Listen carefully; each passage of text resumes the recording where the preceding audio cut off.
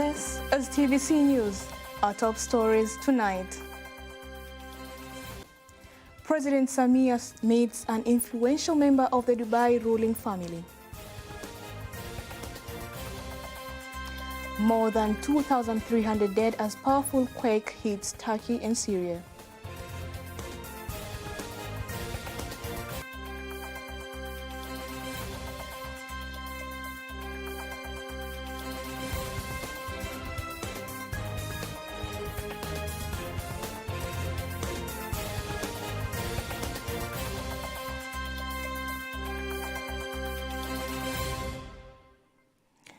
Good evening, I'm Rose Shire. You can follow us live via our YouTube channel TBConline and also get all the latest news through our Instagram, Facebook and Twitter pages at TBConline. President Samia Suluhu Hassan has met and held talks with a member of the ruling family of Dubai from the United Arab Emirates, UAE, and his special delegation at the State House in the Dodoma region earlier today. On the other hand, the Vice President, Dr. Philip Mpango, met with Sheikh Ahmed Dalmouk Al Maktoum, who is also one of the notable and influential members of the ruling family of Dubai, UAE, in Chamwino State House. The President of Zanzibar, Dr. Hussein Ali Mwinyi, has directed the Zanzibar and Tanzania mainland health ministries to collaborate with private sectors to improve healthcare facilities. Dr. Mwinyi said this will facilitate the achievement of the Sustainable Development Goals. Here's a story by Henry Mabomo.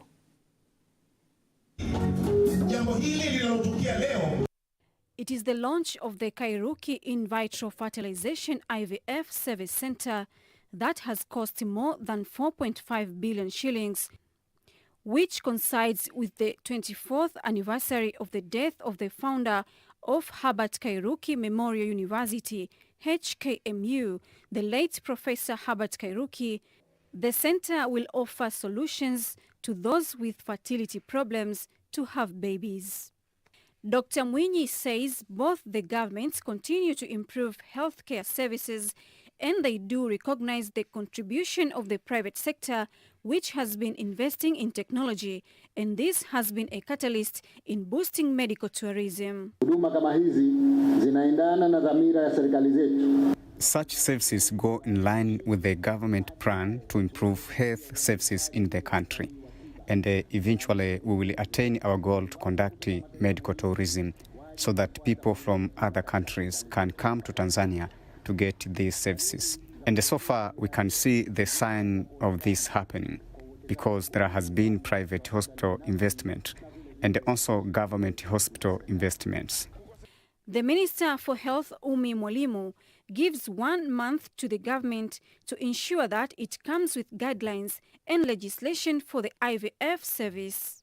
Nimeshamwelekeza Dr. Makuani na timu yake wahakikishe. I have already instructed Dr. Makuani and his team to make sure in 1 month we can come up with a plan. And I want them to work together with Dr. Clementina and others who already have knowledge about these issues.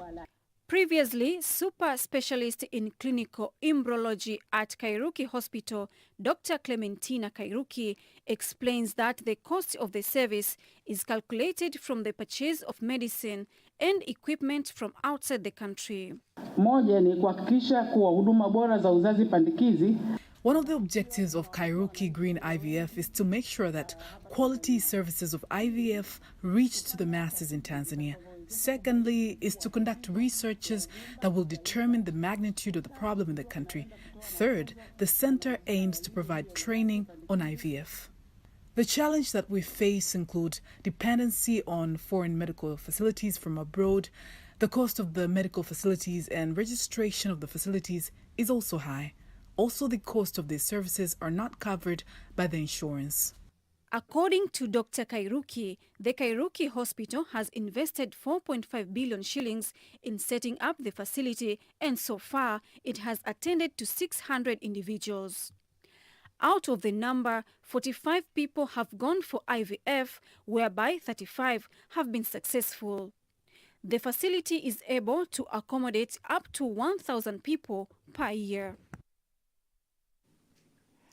Meanwhile, the president of Zanzibar and chairman of the Revolutionary Council, Dr. Hussein Ali Mwinyi, has appointed Charles Hilary as new Zanzibar government chief spokesperson. He will also continue to serve as the director of presidential communications on top of his new portfolio. According to the statement, the appointment is with immediate effect. Death toll rises. Rescue team are searching for survivors under the rubble after the 7.8 magnitude earthquake and subsequent 7.5 tremor hit Turkey and Syria. More than 2,000 people are reported to have died so far. Faidangaga has more details. The death toll from a magnitude 7.8 earthquake that struck the southeastern region of Turkey along the border with Syria has continued to rise, and up to this night, more than 2,000 people have died. The earthquake that happened on Monday morning was centered in the Pazarsik district of Kahramanmaraş province, southern part of Turkey, and extended to Syria and Lebanon. More reports said at least 1,541 deaths have been in Turkey, while 810 people have died in Syria, and the death toll is likely to keep rising. Turkish President Recep Tayyip Erdogan says search and rescue teams were immediately dispatched to the areas hit by the quake, and they hope that they will get through this disaster together as soon as possible. He also asks for international assistance on the ongoing rescue operation in all affected sites and calls for rapid medical teams from all nations in order to save lives of the injured people taken to the hospitals. Deputy Minister in the President's Office, Public Service Management and Good Governance, Deogratus Ndejembi, emphasizes the importance of professionalism and patriotism for public servants for the wider interest of the nation. Lulua Mohammed reports. Mr. Ndejembi made the remarks during the opening of the 14th training for public servants provided by the Defense College NDC, where he insisted the training should be catalyst to the public servants' overall performance. NDC ni chombo muhimu sana katika kunoa viongozi wa taifa letu. This institution is very important in providing training to our public leaders, because we need leaders who can make effective decisions. I advise other leaders to come to NDC so that they can be efficient in serving Tanzanians. Maamuzi ambayo yanatatua kero za Watanzania. The National Defense College NDC Principal Major General Ibrahim Mhona says the participants will also be trained on defense and security strategies and the overall leadership and management issues. Nawataka kwa kweli katika hizi siku 5 wajifunze, waondoke na mafunzo yenye tija. These 5 days they should learn various issues concerning leadership skills and be productive for the development of our nation. I believe they will carry out their duties on time so that our nation can move forward. Some of the public servants attending the training have praised the content of the training and assuring that it will have positive impact to their performance. During this course, I'm very expectant of gaining a lot. As a leader at a district level, I know security is a cross-cutting issue, and as leaders, we need to strategize on how to make security as a mega issue in our district. So after this course, I believe I'll add a lot of valuable knowledge on security issues, on strategic issues, and on other leadership aspects of life. Aina hii ya mafunzo kwa sisi ambao tunatoka wilaya za kimkakati za mpakani. The training is very productive, especially for us who came from the districts that are located near the border areas. I believe that after 1 week of the training, we will become very knowledgeable. Kwa wiki moja, kwa maana ya siku 5. Kwa hiyo tunaamini tukitoka hapa tutakuwa tumeboresha mikakati yetu. This course is basically for a year, but we are given for 5 days. We believe that if we live here, we will strengthen our strategies as leaders.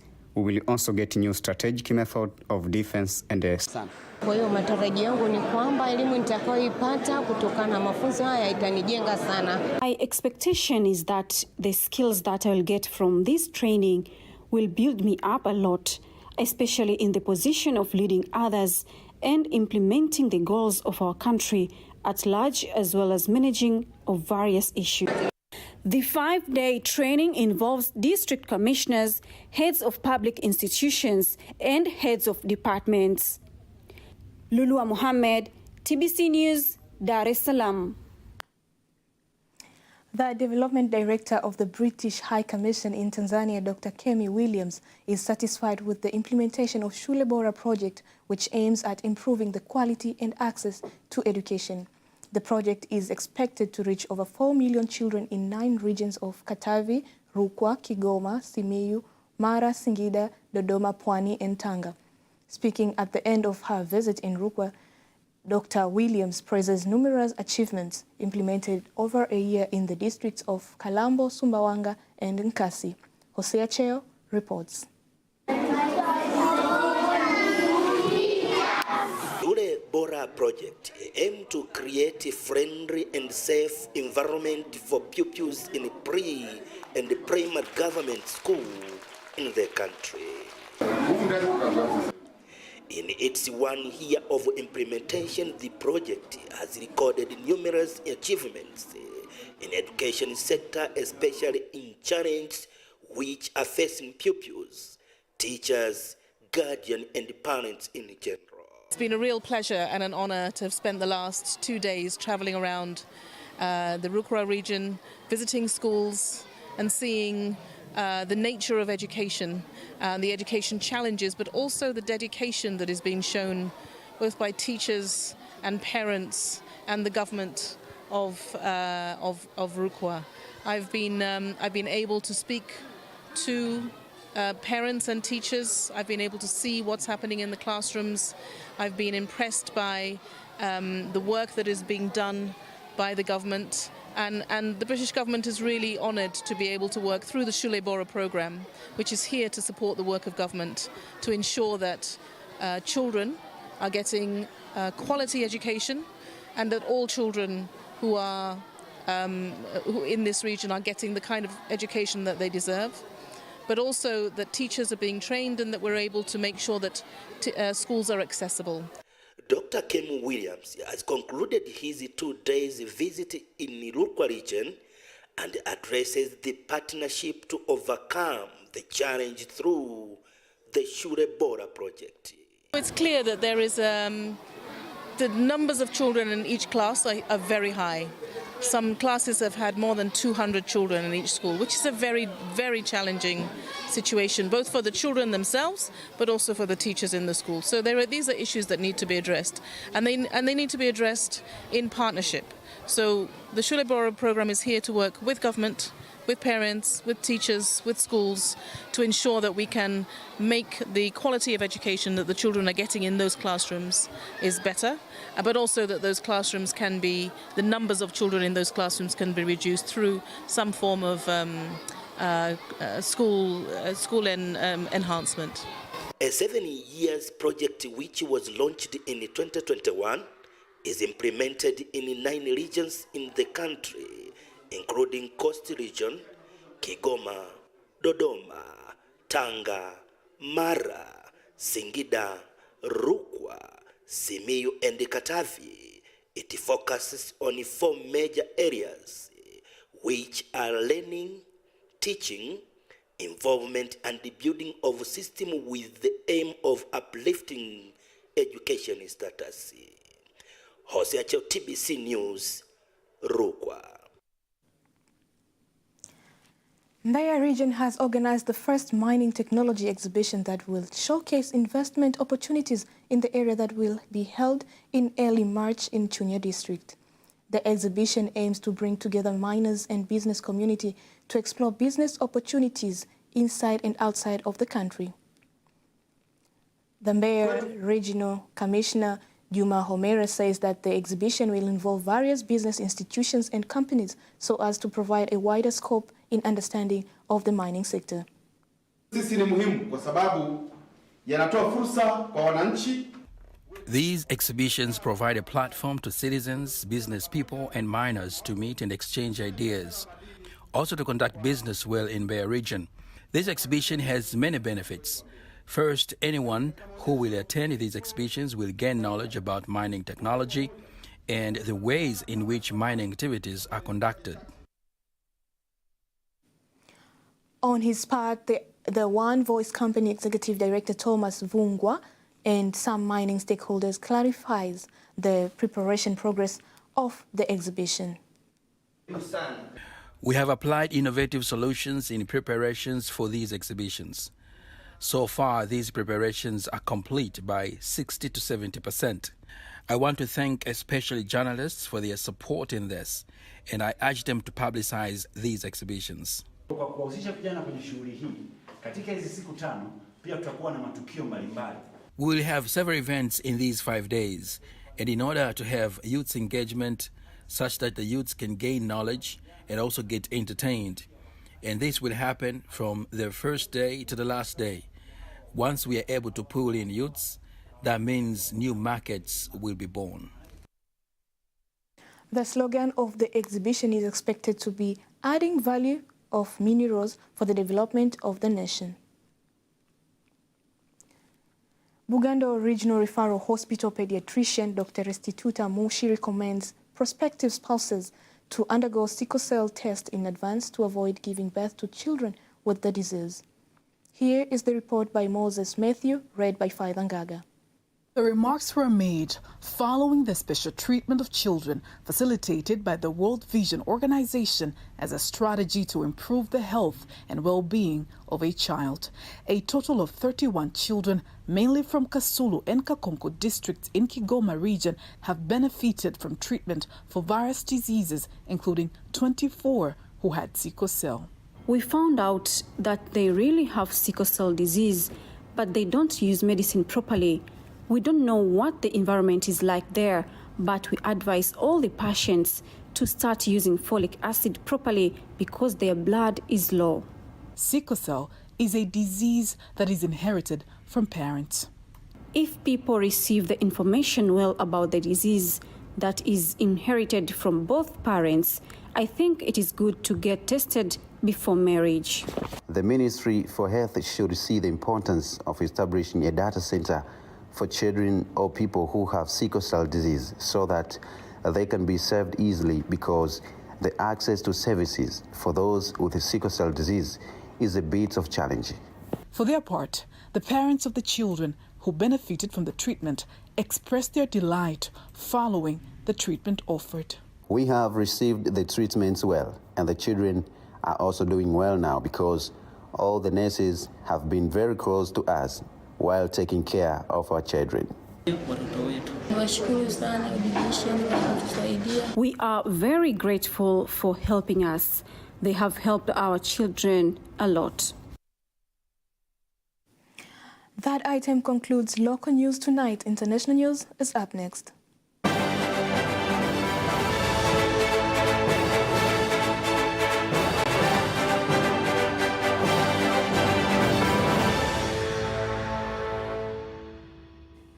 And here is international news by Flora Mwano.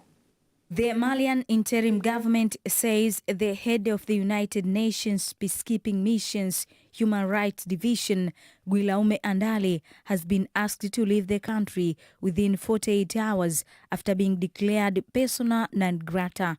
In a news statement released to the media, it is said the decision to expel Guillaume Andali was connected to his allegedly biased choice of civil society witnesses for UN Security Council briefings on Mali, which was held on January 27th. The UN mission in Mali is known MINUSMA, did not immediately respond to the request for comment, and Mr. Andali could not be reached for comment. The Malian authorities have come under pressure for alleged human rights violations and abuses reportedly by Malian armed forces in partnership with the Russian private military contractor Wagner Group in Mali. On January 31st, UN experts called for an independent investigation into possible war crimes and crimes against humanity by both these forces. The Malian government, which took power in a 2021 military coup last week, released a statement that pushed back against some of the UN allegations and emphasized the authorities' commitment to respect human rights in accordance with international and national law. Lesotho and South Africa have agreed to uproot the cross-border crimes committed by citizens of both countries, particularly those connected to illegal mining, through strategies that include free movement of their peoples. The agreement has reached in Pretoria when the two leaders, Prime Minister of Lesotho, Ntsokoane Matekane, and President Cyril Ramaphosa of South Africa meet and have talks on how to combat those crimes along the border.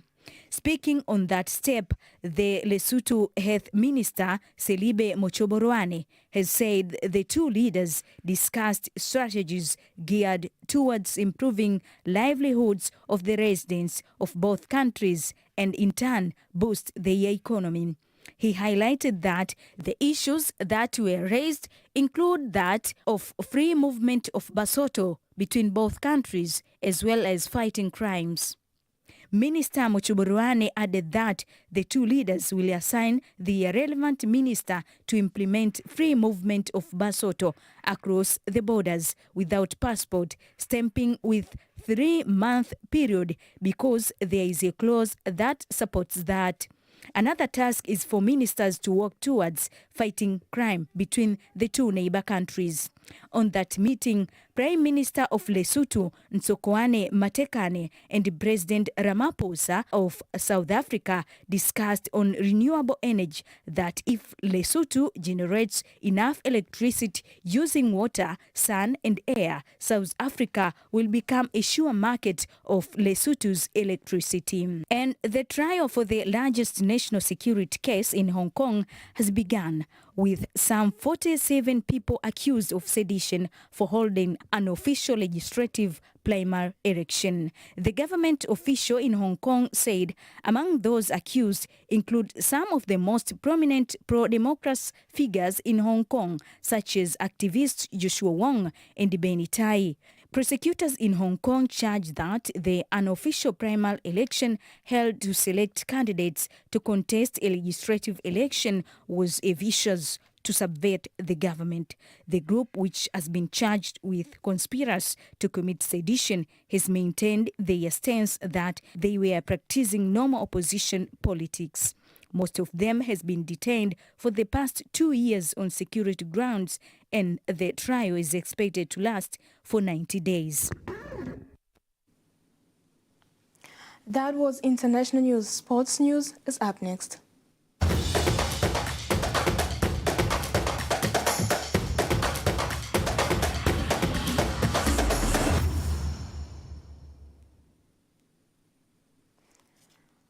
In sports, we have the National Sports Council of Tanzania, BMT, through its General Secretary Neema Msita, has allayed fears that the government has failed to support wheelchair tennis national team to go to Nigeria for tennis Paralympic Games. Baraza linatoa wito kwa wadau wote kuacha kupotosha umma. Government call up all people not to spread fake information to the public due to the fact that they don't know rules and regulations guiding national teams in international tournament. That's why we sorrow to say the man spreading those news is not reliable. That's why he spoke untrue. Ndio maana ameweza kutoka kwenda kuzungumza vitu ambavyo ni nje ya utaratibu. Currently, the wheelchair tennis national team is ready for the tournament, and the World Tennis Committee is to cover for the costs. Benjamin Mkapa Stadium manager Salum Mtumbuka says the government is planning to repair the stadium and all its structures. Speaking to TBC News, Mr. Mtumbuka mentions that the government has put its tremendous efforts to maintain stadiums across the country. Kwa mwaka huu wa fedha tunaelekea katika kufanya maboresho makubwa sana. In this year, we are going to reconstruct important area in the stadium. We are sure we are about to make a big changes, not in Mkapa only, but also in Uhuru Stadium. Pia tu sio uwanja huu, pia na uwanja wa Uhuru tunakwenda kufanyia marekebisho makubwa sana. The Premier League board has charged Manchester City club with more than 100 breaches of its financial rules following a 4-year investigation. The news reveals that Man City breached rules related to UEFA regulations, including financial fair play, FFP, from 2013-2014 to 2017-2018, as well as Premier League rules of profitability and sustainability from 2015 to 2016 and 2017 to 2018. But Manchester City has always denied financial wrongdoing. In the statement, the Premier League said Man City breached rules requiring them to provide accurate financial information that gives true and fair view of the club's financial position. And that marks the end of the news bulletin for tonight. Thank you so much for watching. I'm Rose Shayo.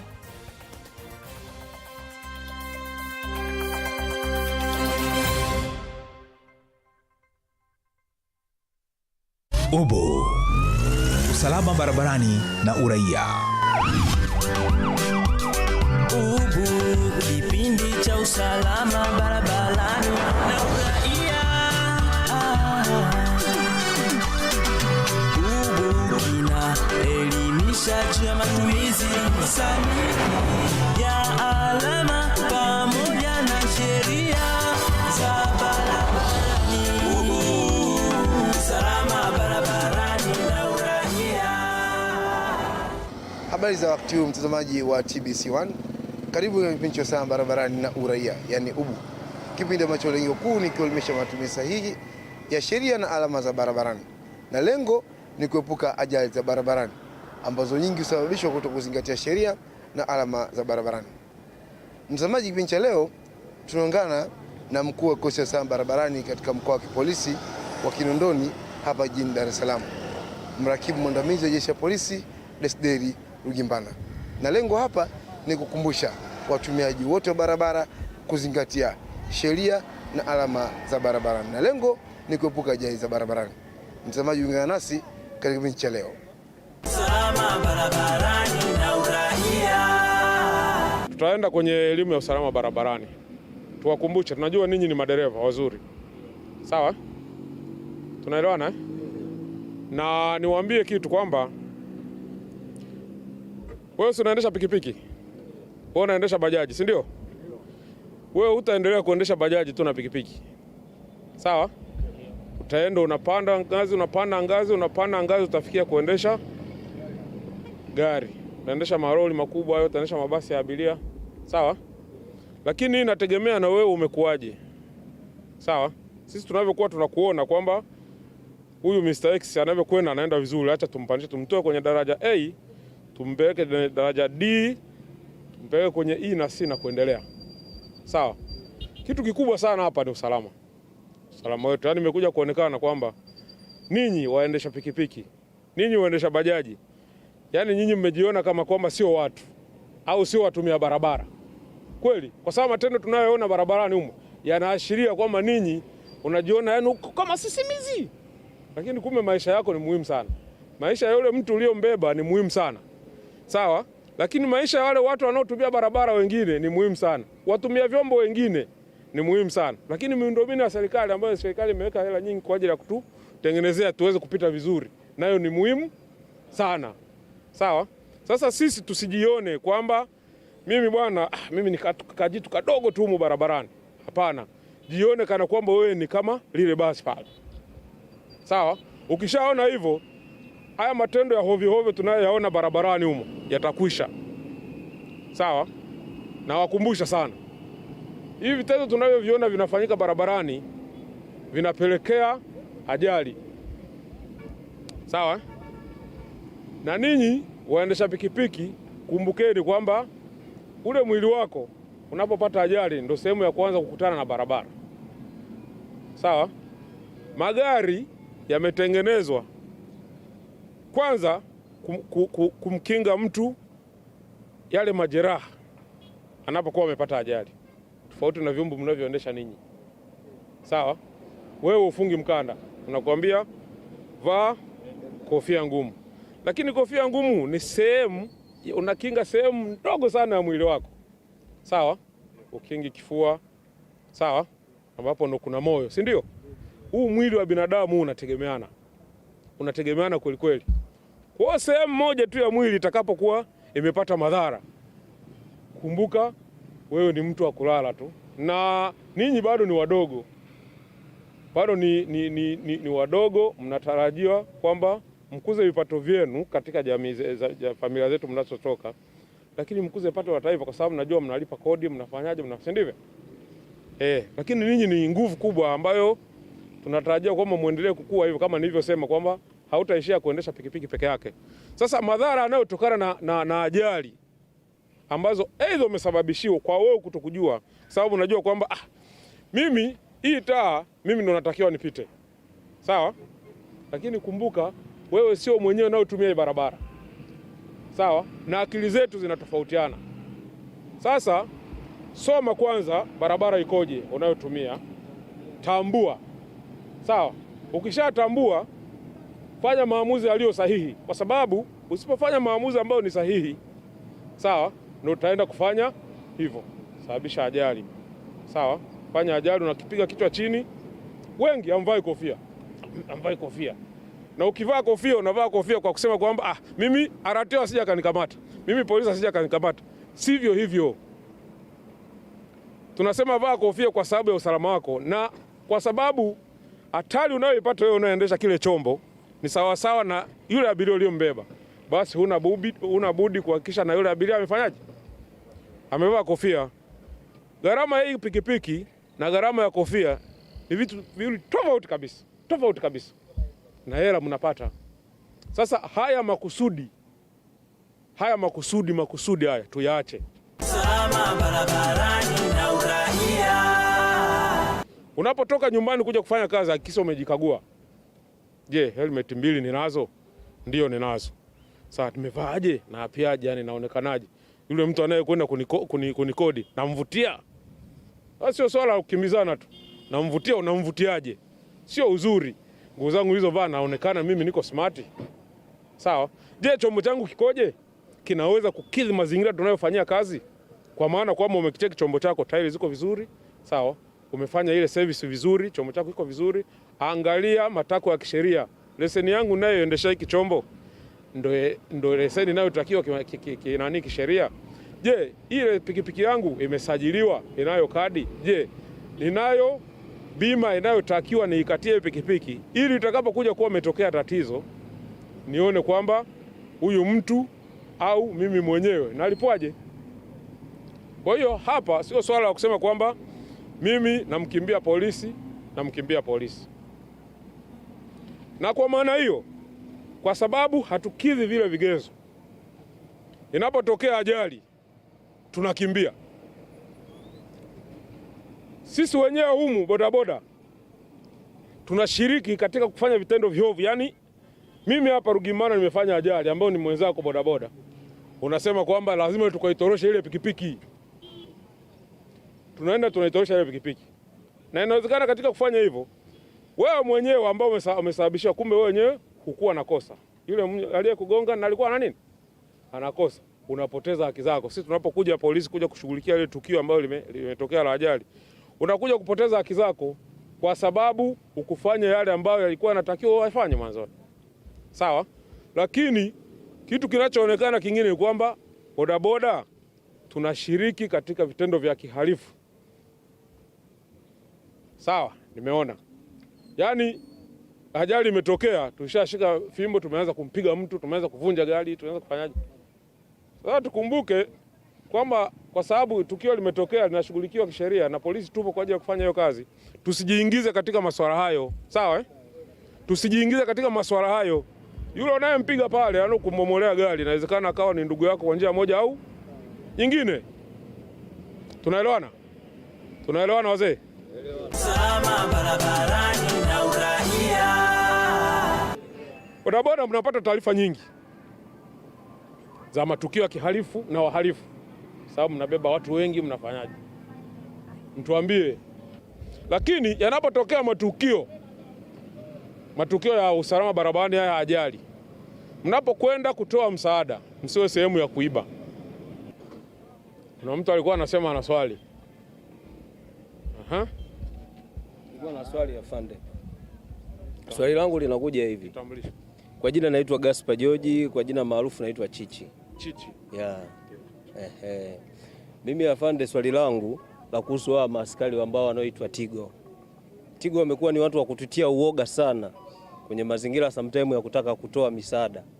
Kwa sababu ni watu ambao akikukamata yeye anachotaka ni pesa, aidha akupeleke sehemu husika kwa sababu labda anaweza akaongea. Umeona? Kwa hiyo sasa kuhusu Tigo hawa wanatusumbua sana. Kwa hiyo swali langu afande, kweli tunataka mimi malalamiko yetu yafike kwako wewe kama unavyozungumza. Je, mimi huyu askari akishanikamata nije niongee ukweli kwako wewe, ananibana kwamba sometime nishakamatwa nataka nifike kwako. Alafu yeye ananiambia kwamba wewe utakiwa kufika kule ni hivi, sasa nakupataje wewe indirect jambo langu lifike, kwa sababu maaskari wengi tunaopambana nao ni wao barabarani wa Tigo. Sasa sijui mnatusaidiaje kuhusu hilo.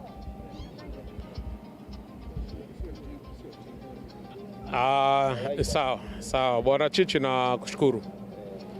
Nashukuru kwa kulileta hili. Sawa. Ndio maana tumekuja. Unapokamatwa, nilimesema mwanzoni kwamba askari akikukamata usikatae kwenda kituo cha polisi au usikatae kumsikiliza askari amekukamata kwa sababu gani. Inawezekana akawa anakupa msaada ili usifanyaje, usiingie katika madhara. Vitendo ambavyo hatuvitaki ni vitendo vya kukuonea wewe. Sawa? Tunaelewana? Akwambie kwamba Chichi unakosa 1, 2, 3. Sawa? Unaweza ukasema kwamba mimi anatakiwa kuandikia fine labda. Sawa, sio lazima kuandikia fine pale. Kama wewe unakuwa unaona kwamba sio sawa au huna hela kulipa fine pale. Kwa sababu nikumbuke pikipiki na bajaji tukiandika fine unatakiwa ulipe hapo. Na unakupa control number na sio kama unampa askari. Sasa yanapotokea mazingira kama haya, mnanisikia huko nyuma?